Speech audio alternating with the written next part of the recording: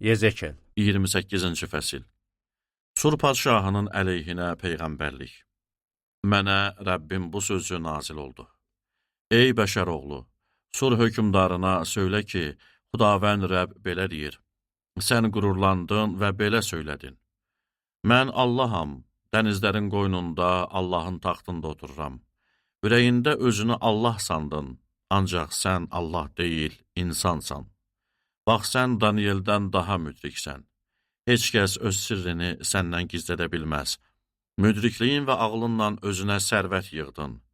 Xəzinələrinə qızıl-gümüş topladın. Ticarətdə çox bacarıqlı olduğun üçün öz sərvətini artırdın. Var dövlətin çoxalanda özünə qürrələndin. Buna görə də Xudavənd Rəbb belə deyir. İndi ki, ürəyində özünü Allah sandın, mən də yadilliləri, ən rəhimsiz millətləri üstünə göndərəcəyəm.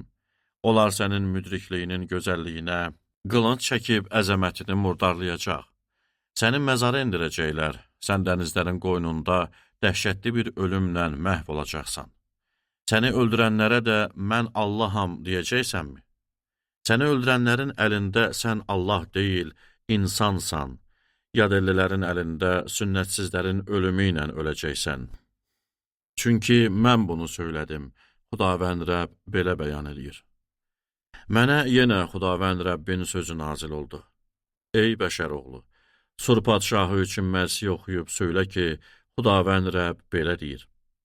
Sən kamilliyin möhürüsən, müdrikliyin bütöv, gözəlliyin qüsursuz idi. Sən Allahın bağçası olan Eden bağındaydın. Cürbəcür qiymətli daşlarla, yaqut, topaz, almaz, sarı yaqut, damarlı əqiq, yeşəm daşı, göy yaqut, firuzə və zümrüdlə bəzənmişdin.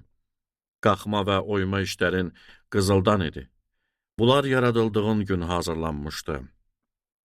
Sən məhz edilmiş, qoruyucu bir kerub idin.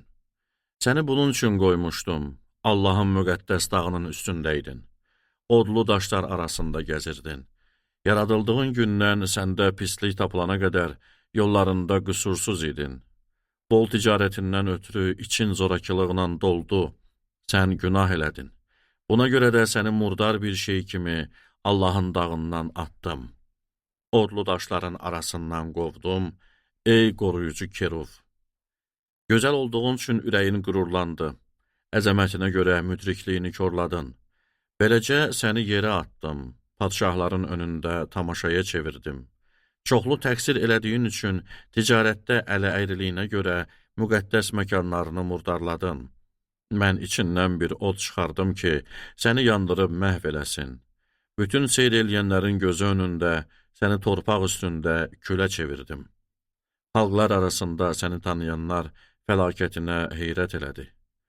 Aqibətin dəhşətli oldu, artıq salamat qalmayacaqsan. Sidonun əleyhinə peyğəmbərlik. Mənə Rəbbim bu sözü nazil oldu. Ey bəşər oğlu, üzünü Sidona tərəf çevirib, onun əleyhinə peyğəmbərlik eləyərək söylə ki, Xudavənd Rəbb belə deyir. Ey Sidon, mən sənin əleyhinəyəm, sənin içində izzət qazanacağam. Mən sakinlərini cəzalandırıb, onların arasında müqəddəs tutulanda biləcəklər ki, Rəbb mənəm.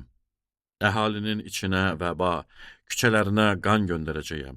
Hər tərəfdən onların üstünə gələn qılıncla vurulub həlak olacaqlar. Onda biləcəklər ki, Rəbb mənəm. Allahın İsrail xalqına vədi. İsrail nəslinin ətrafında olub, onları təhqir eləyən heç bir xalq, bir daha İsrail üçün batan tikan, sancan qanqal olmayacaq. Onda biləcəklər ki, Rəbb mənəm. Xudavənd Rəbb belə deyir.